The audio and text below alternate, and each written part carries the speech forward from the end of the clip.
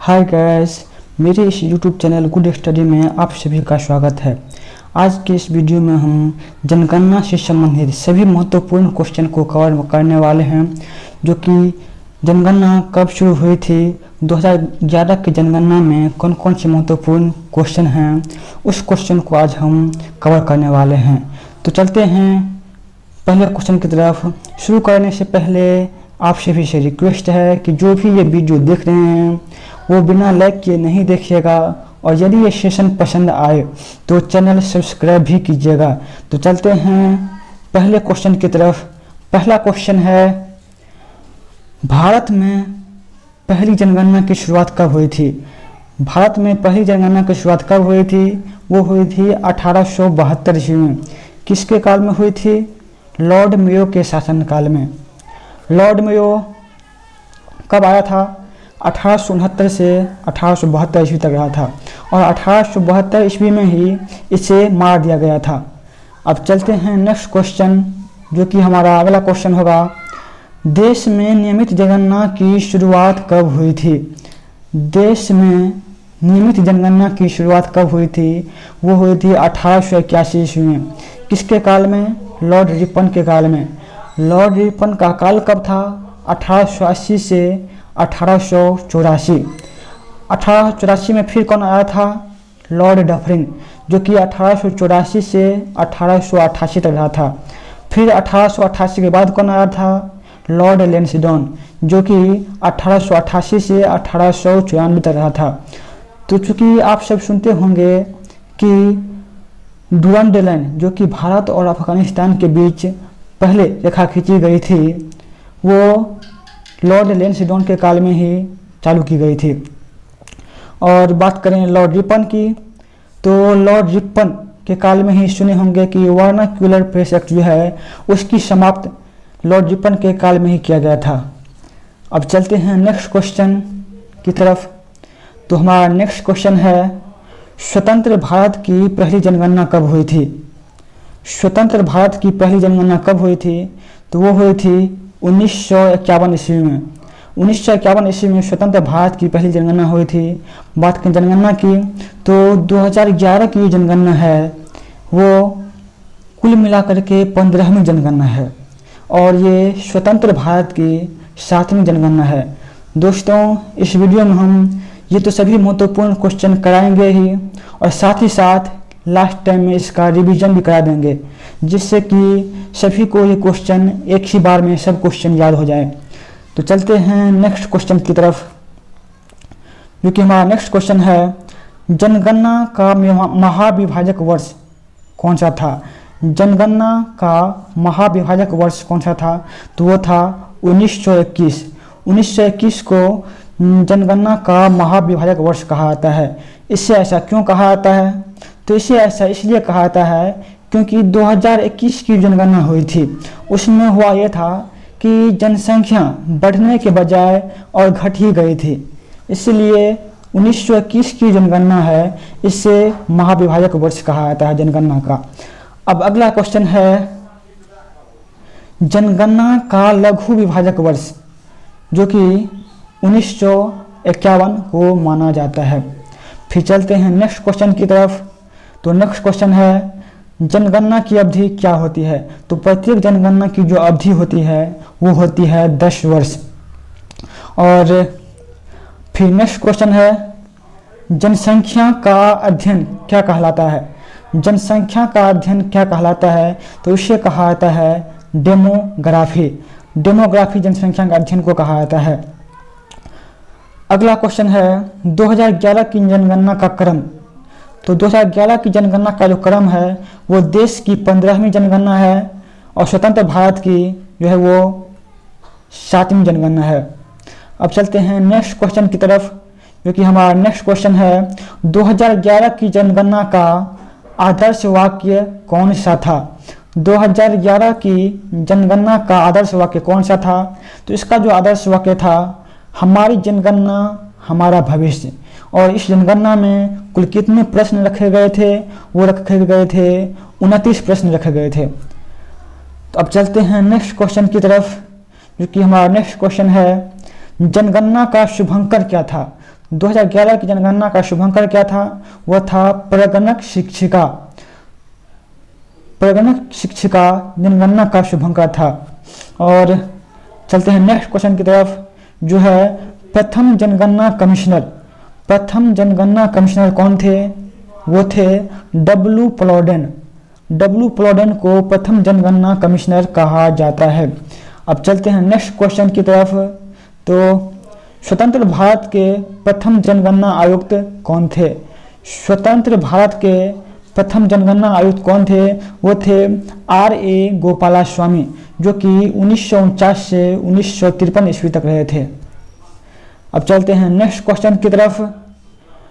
वर्तमान जनगणना आयुक्त कौन है? तो वर्तमान जनगणना आयुक्त जो हैं वो हैं विवेक जोशी। वर्तमान जनगणना आयुक्त शैलेश नहीं है, वो हैं विवेक जोशी। अब चलते हैं नेक्स्ट क्वेश्चन की तरफ, जो है पहली बार जाति आधारित जनगणना कब हुई थी? पहली बार जाति आधारित जनगणना कब हुई थी?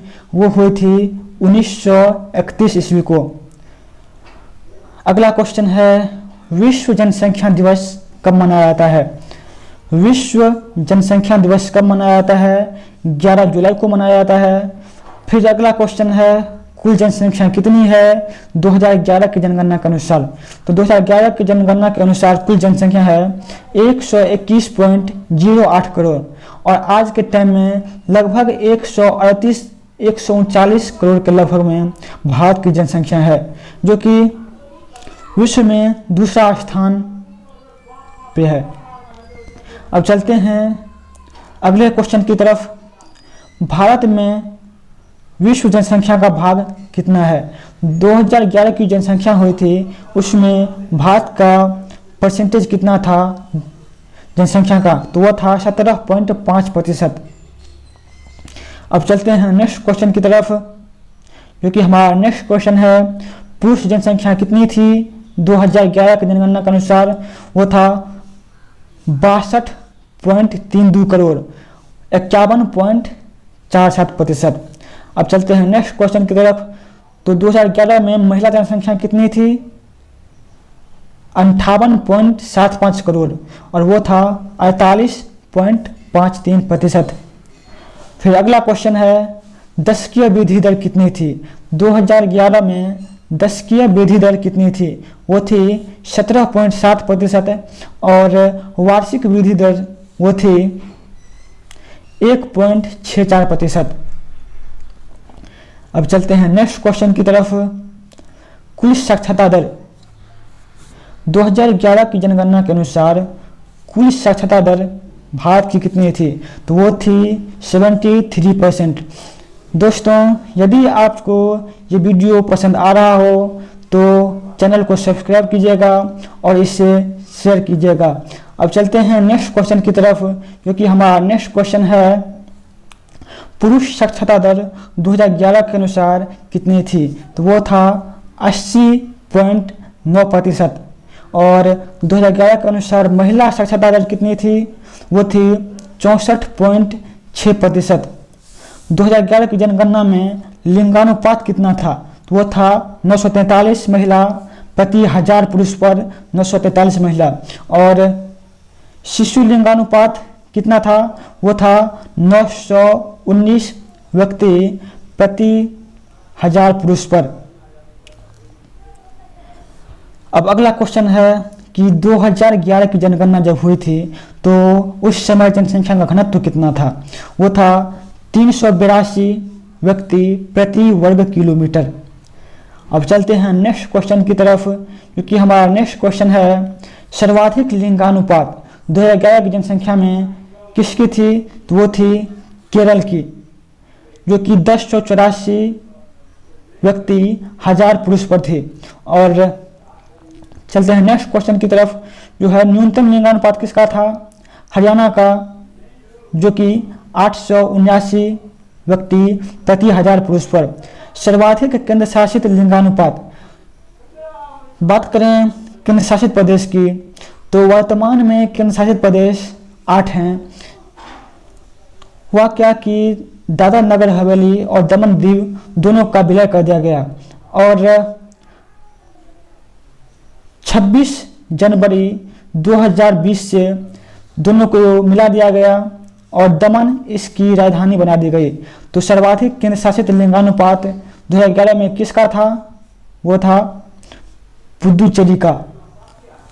अब चलते हैं नेक्स्ट क्वेश्चन की तरफ, जो कि हमारा नेक्स्ट क्वेश्चन है, न्यूनतम केंद्र शासित लिंगानुपात किसका था? वो था दमन और दीव का, जो कि अब दोनों विलय हो गया है। अब चलते हैं नेक्स्ट क्वेश्चन की तरफ, जो कि हमारा नेक्स्ट क्वेश्चन है, सर्वाधिक जनसंख्या घनत्व 2011 के जनसंख्या के अनुसार किसकी थी? तो वह था बिहार का 1106 व्यक्ति प्रति वर्ग किलोमीटर। और चलते हैं नेक्स्ट क्वेश्चन की तरफ, न्यूनतम जनसंख्या घनत्व 2011 में किसका था? वो था अरुणाचल प्रदेश का, जो कि था 17 व्यक्ति प्रति वर्ग किलोमीटर। चलते हैं नेक्स्ट क्वेश्चन पे, सर्वाधिक केंद्र शासित जनसंख्या घनत्व। तो केंद्र शासित जनसंख्या घनत्व जो है उस समय सबसे ज़्यादा किसकी थी? तो वो थी दिल्ली की। दिल्ली की जनसंख्या घनत्व सबसे ज़्यादा थी और आज के टाइम में वो 10,000 से ऊपर प्रति व्यक्ति वर्ग किलोमीटर है। और बात करें न्यूनतम केंद्र शासित जनसंख्या घनत्व की, तो वो है अंडमान निकोबार की। अगला क्वेश्चन है, सर्वाधिक जनसंख्या 2011 की जनसंख्या के अनुसार, 2011 की जनगणना के अनुसार सर्वाधिक जनसंख्या किसकी थी? वो थी उत्तर प्रदेश की। कितना? 19.98 करोड़, लगभग 20 करोड़।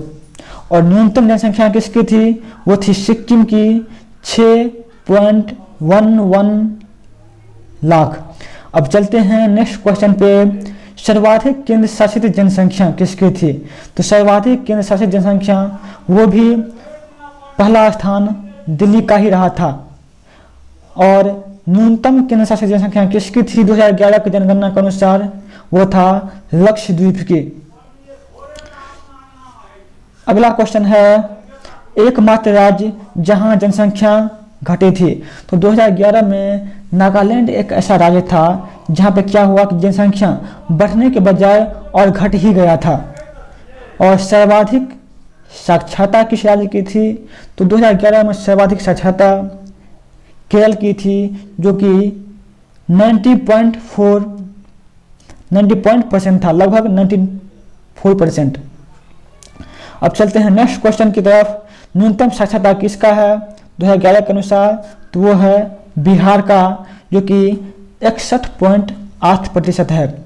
और चलते हैं नेक्स्ट क्वेश्चन, न्यूनतम महिला साक्षरता किस राज्य का है 2011 के अनुसार? वो है राजस्थान की 51.5%। अगला क्वेश्चन, सर्वाधिक केंद्र शासित साक्षरता। सर्वाधिक केंद्र शासित साक्षरता किसकी है? लक्षद्वीप की है। और लक्षद्वीप की जो साक्षरता है वो है लगभग 92% के लगभग है। और न्यूनतम केंद्र शासित साक्षरता किसकी है? वो है दादर नगर हवेली की। न्यूनतम केंद्र शासित साक्षरता दादर व नगर हवेली की है। और चलते हैं नेक्स्ट क्वेश्चन पे, वो है अधिक जनसंख्या वाला जिला कौन सा था? वो था महाराष्ट्र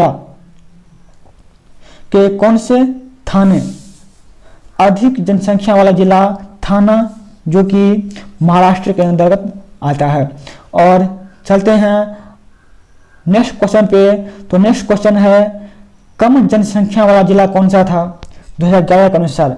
तो वो था दिबांग घाटी, जो कि अरुणाचल प्रदेश का एक जिला है। फिर अगला क्वेश्चन है, अधिक जिलों वाला राज्य। तो 2011 में अधिक जिलों वाला राज्य कौन सा है? वो था 75 स्थान के साथ उत्तर प्रदेश।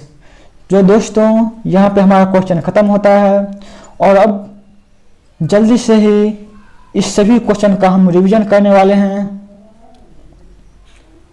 तो चलिए एक बार रिवीजन कर लेते हैं सभी क्वेश्चन का। तो पहला क्वेश्चन है, भारत में पहली जनगणना की शुरुआत कब हुई थी? 1872 ईस्वी में। किसके काल में? लॉर्ड मेयो के काल में। अगला क्वेश्चन है, देश में नियमित जनगणना की शुरुआत कब हुई थी? 1881 ईस्वी में, लॉर्ड रिपन के कार्यकाल में।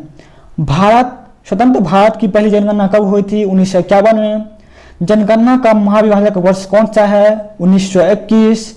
जनगणना का लघु विभाजक वर्ष कौन सा है? 1951। जनगणना की अवधि कितनी होती है? 10 वर्ष। जनसंख्या का अध्ययन क्या कहलाता है? डेमोग्राफी। 2011 की जनगणना का क्रम कौन सा था? देश की वो 15वीं जनगणना थी और स्वतंत्र भारत की वो 7वीं जनगणना थी। अगला क्वेश्चन, 2011 की जनगणना का आदर्श वाक्य कौन सा था? हमारी जनगणना हमारा भविष्य। और इसमें कुल 29 प्रश्न थे। अगला है, जनगणना का शुभंकर क्या था? प्रगणक शिक्षिका। प्रथम जनगणना कमिश्नर कौन थे? डब्ल्यू प्लॉडेन। स्वतंत्र भारत के प्रथम जनगणना आयुक्त कौन थे? R.A. गोपालास्वामी। वर्तमान जनगणना आयुक्त कौन है? विवेक जोशी। पहली बार जातीय आधार जनगणना कब हुई थी? 1931 में। विश्व जनसंख्या दिवस कब मनाया जाता है? 11 जुलाई को। कुल जनसंख्या 121.08 करोड़ और अब है लगभग 138-139 करोड़ के लगभग।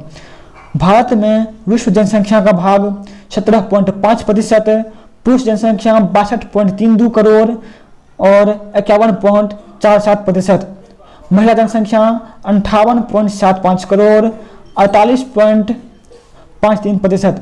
दशकीय वृद्धि कितनी हुई थी? 17.7%। वार्षिक वृद्धि दर कितनी हुई थी? 1.64%। कुल साक्षरता दर कितनी है? 73 2011 के अनुसार। अब चलते हैं नेक्स्ट क्वेश्चन पे, जो कि हमारा नेक्स्ट क्वेश्चन होगा। दोस्तों, यदि ये वीडियो आप सभी को पसंद आ रहा हो तो चैनल को सब्सक्राइब कीजिए और शेयर कीजिए और बेल आइकन दबाना मत भूलिए। पुरुष साक्षरता दर कितना था? 80.9%। महिला साक्षरता दर कितनी थी? 64.6%। लिंगानुपात कितना है? 943 महिला प्रति 1000 पुरुष पर। शिशु लिंगानुपात कितना है 6 वर्ष को लेकर के? 919 व्यक्ति प्रति 1000 पुरुष। जनसंख्या घनत्व कितना है? 382 व्यक्ति प्रति वर्ग किलोमीटर। सर्वाधिक लिंगानुपात कितना है? 1084। न्यूनतम लिंगानुपात हरियाणा 879। सर्वाधिक केंद्र शासित लिंगानुपात पुदुचेरी। न्यूनतम केंद्र शासित लिंगानुपात दमन और दीव।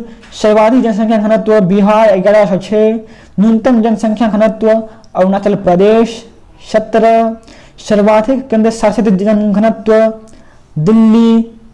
न्यूनतम केंद्र शासित जनघनत्व अंडमान निकोबार। सर्वाधिक जनसंख्या किसकी थी? उत्तर प्रदेश की 19.98 करोड़, लगभग 20 करोड़। न्यूनतम जनसंख्या किसकी थी?